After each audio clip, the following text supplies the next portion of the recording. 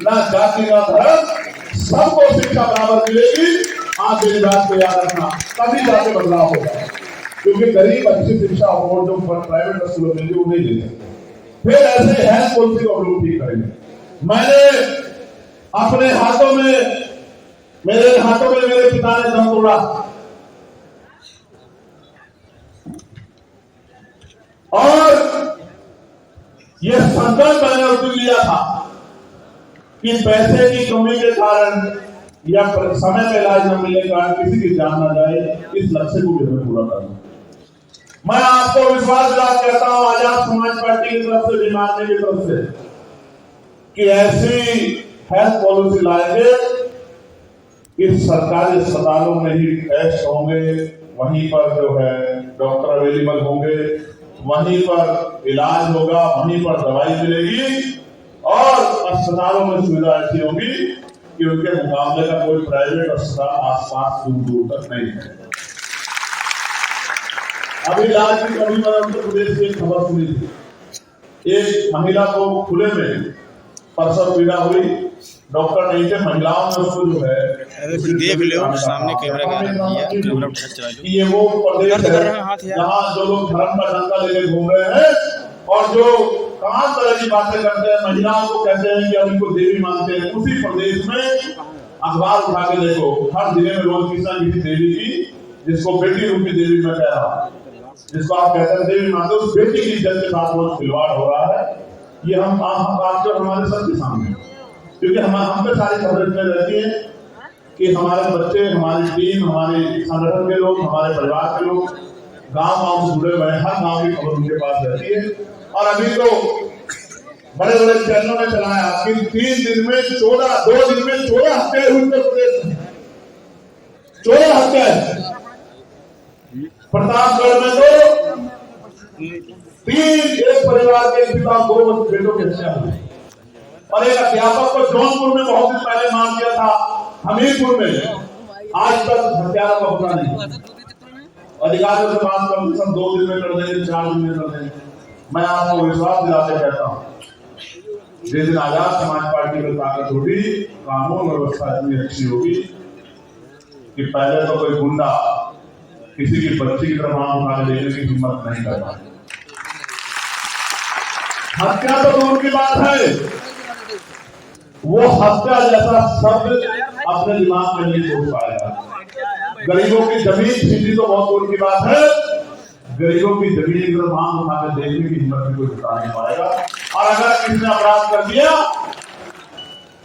तो उसके परिवार के लोग ये कहा करेंगे कि लोगों को बताया करेंगे कहानियों के तौर पर कि ऐसा अपराध कोई मत करना, क्योंकि उसकी सजा बहुत खतरनाक आजाद समाज पार्टी की सरकार है। प्यारे साथियों, मैं लखनऊ में हूं और चाहे बहुत सारी नौकरियों को संविदा ठेकेदारी के साथ जोड़कर लोगों का, गरीबों का खून चूसा जा रहा हो, मैं आज उन सभी निजी कर्मियों को भी कहना चाहता हूं कि उनको भी पक्की नौकरी दिलाने का काम आजाद समाज पार्टी करेगी। जितने भी संविदा कर्मी है जो ठेके में काम कर रहे हैं, उनको भी योग्यता के आधार पर पक्की नौकरी दिलाने का, और पुरानी पेंशन जो बहुत महत्वपूर्ण विषय है, आत्मसम्मान के साथ जीने के लिए पुरानी पेंशन भी बहाल कराने का काम आजाद समाज पार्टी करेगी। मेरी बात है प्रमोशन में रिजर्वेशन, जिसका बिल जो है यहाँ के पुरानी पार्टी के लोगों ने लोकसभा में पास दिया, आज वो बातें अच्छी करने लगे। ठीक है भाई, लोकतंत्र है, सबको अधिकार है बात करने का, लेकिन मैं नहीं समझता कि इतनी जल्दी विचार बदल जाते हैं। मैं आपको विश्वास कहना चाहता हूँ, SC ST OBC के कर्मचारियों को प्रमोशन में रिजर्वेशन दिलाने के लिए भी हम लोग एडी चोटी का जोड़ लगा के प्रयास करेंगे। उत्तर प्रदेश में तो दिलाने का काम करेंगे। ये मेरा आपसे बात है। जिन पे घर नहीं है उनको घर, और जिनके पास जमीन और घर नहीं है उनको जमीन और घर, क्योंकि स्वर्ग मान सम्मान का जीवन मिले और बहन बेटियों की रक्षा हो, बहन बेटियों का सम्मान हो, उनको दिलाने का काम करें। औद्योगिक क्षेत्र लगा के नौजवानों को रोजगार दिलाने का काम करेंगे। बहन बेटियों को ग्रुप से जोड़ के उनको पैरों पर खड़ा करने का काम करेंगे। जो बहन बेटी आज मजबूरी में 200-250 रुपए पर अपना जीवन यापन करती है, मेहनत करती है, उनको रोजगार से जोड़ के हर महीने 18-20 हजार रुपए का रोजगार उनको दिलाने का काम करेंगे। जो आशा आंगनबाड़ी बहने भोजन माता, उनके वेतन की वृद्धि, सपाटी वेतन वृद्धि हम लोग करने का काम करेंगे। और जो ग्राम प्रधान सेवक है, रोजगार सेवक है, ग्राम पंचायत सहायक है, उनको भी वेतन वृद्धि कराने का काम और अनुदेशकों को उनकी नौकरी को भी पक्की कराने का काम हम लोग करेंगे। और मैं फिर आपसे कह रहा हूं, कोई काम नामुमकिन नहीं। अगर नामुमकिन ना हो नामुमकिन होता तो पहले नहीं हो पाता, वो तो सब हो गया। अब तो उससे ज्यादा काम हो सकता है। जब महापुरुषों ने आंदोलन चलाया तब तो गाड़ी भी नहीं थी, तब तो साधन भी नहीं थे, तब तो बड़े बड़े बैनर भी नहीं लगते थे। आप तो आपने बहुत से बैनर लगाए हैं। तब तो हाथ से लिखा जाता था, पंजियों पे नारे छपते थे, पंजियों की बेला लगती थी, कागजों पे जो है प्रचार होता था। अब तो डिजिटल प्रचार होता है। मेरे भोले भाले बहुजन समाज के लोगों, अब तो अपनी हालात से बदलने के लिए कुछ करो। अब तो अपनी हिम्मत जुटाओ। कब तक अन्याय से आप सहते रहोगे? ऐसा ना हो कि अन्याय से आप सहते सहते बुजदिल हो जाओ और अन्याय को अपना भाग्य मानकर इस अन्याय को सहने की आदत आपको पड़ जाए। इसलिए आपको यहाँ कहने के लिए आया हूँ लखनऊ में कि अब समय आ गया है।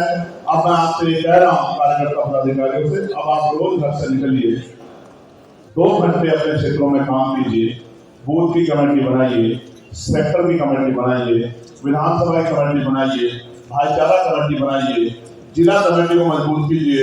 और आने वाले त्रिस्तरीय पंचायत चुनाव में इन पैसे वाले दलों को बताइए कि गरीब जब अपनी इज्जत की लड़ाई, स्वाभिमान की लड़ाई लड़ने पर आता है तो बड़े बड़े दरख्तों को उखाड़ कर फेंक देता है। ये काम जो है अब आने वाले त्रिस्तरीय पंचायत चुनाव में जो सेमीफाइनल होने जा रहा है उत्तर प्रदेश में, आपको फाइनल की तरह उसको लड़ना है। कल लड़ लोगे, ताकत बना लोगे, हिम्मत बना लोगे। और मैं आपको एक और भरोसा दिलाता हूँ, कैसे काम हो सकता है, कैसे रोजगार दिया जा सकता है, कैसे खाली जगह में साधन संसाधन धन आ सकता है। आपको त्रिस्तरीय पंचायत चुनाव में रिजल्ट के बाद जहाँ ताकत बन गई वहीं रोजगार से काम करके, विकास से काम करके मैं आपको दिखाने का काम करूँगा। इस बात का भी मैं आपको भरोसा दूँ।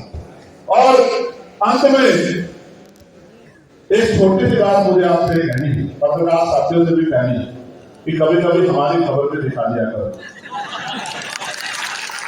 कहीं 100-200 लोग जुड़ते हैं तो उनकी बड़ी खबर आप दिखाते हो।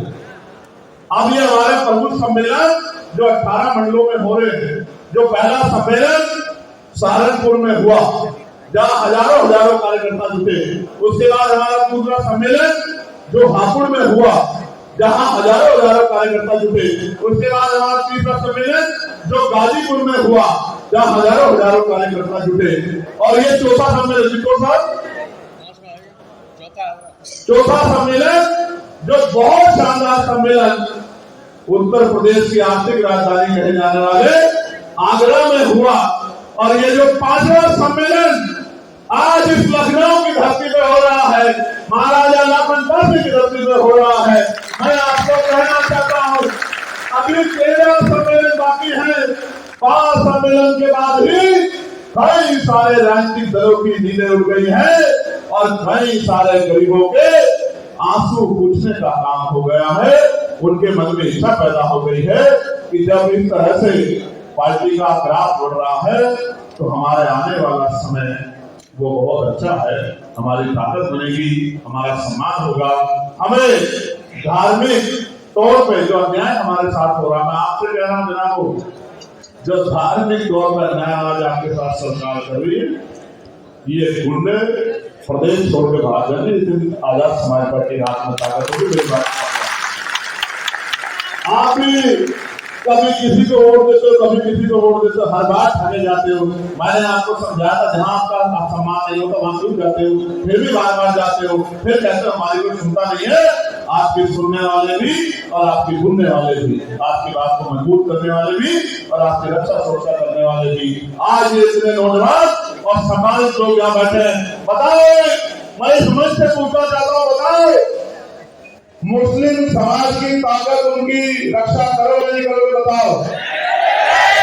उनके लिए खून देने का काम करोगे नहीं करोगे? बताओ।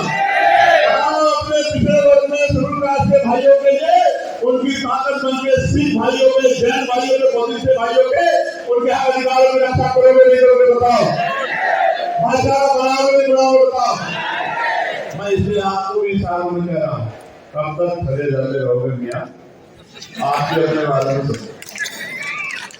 यहाँ तो एक ही नारा है, जिसकी जितनी संख्या भारी उसकी उतनी है।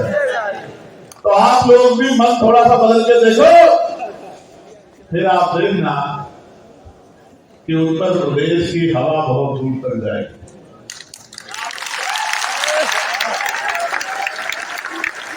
मैं यहाँ की कमेटी का बहुत बहुत धन्यवाद करता हूँ और